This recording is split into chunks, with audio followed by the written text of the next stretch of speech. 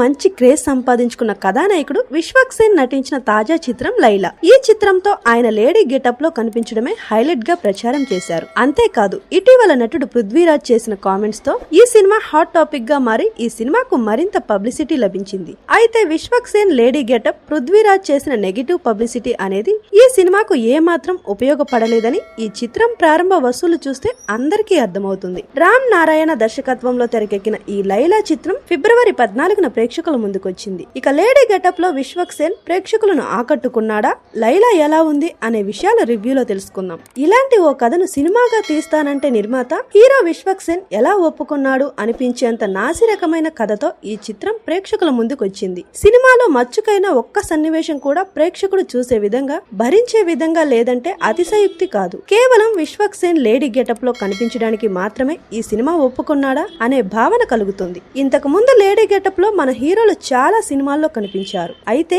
వాళ్ళు కనిపించడానికి ఓ పర్పస్ ఉంటుంది. వాళ్ళు అలా మారిపోవడానికి దాని వెనుక ఎంతో మీనింగ్ ఫుల్ రీజన్ ఉంటుంది. అయితే ఈ సినిమాలో హీరో అలా కనిపించడానికి చూపించే రీజన్ ఏ మాత్రం కన్విన్సింగ్ గా లేదు. సినిమా మొదలు నుంచి థియేటర్ నుంచి ఎప్పుడు బయటపడదామా అనే విధంగా సినిమాలోని సన్నివేశాలు ఉంటాయి. ఏ మాత్రం ఆసక్తి లేని కథ కథనాలతో కేవలం లేడీ గెటప్ తో సినిమాను లాగించేద్దామనే ఉద్దేశంతో దర్శకుడు రచన పరంగా ఎలాంటి జాగ్రత్తలు తీసుకోలేదనిపిస్తుంది. సినిమాలో వినోదం, ఎమోషన్, సెంటిమెంట్ ఏమీ లేకుండా కథ నడిపించారు. సినిమా సెకండ్ హాఫ్ లో ఉన్న సన్నివేశాల వల్ల ఈ సినిమాకు ఫ్యామిలీ ఆడియన్స్ వచ్చే అవకాశం కూడా లేదు. ఈ సినిమా విషయంలో దర్శకుడు రామ్ నారాయణ కథ విషయంలో, సన్నివేశాల విషయంలో ఏ మాత్రం శ్రద్ధ పెట్టలేదనిపించింది. కేవలం హీరో లేడీ గెటప్ లో కనిపించడమే సినిమాకు సక్సెస్ మాత్రంగా భావించాడని అనిపిస్తోంది. ఫోటోగ్రఫీ మాత్రం కలర్ఫుల్ గా కనిపించింది.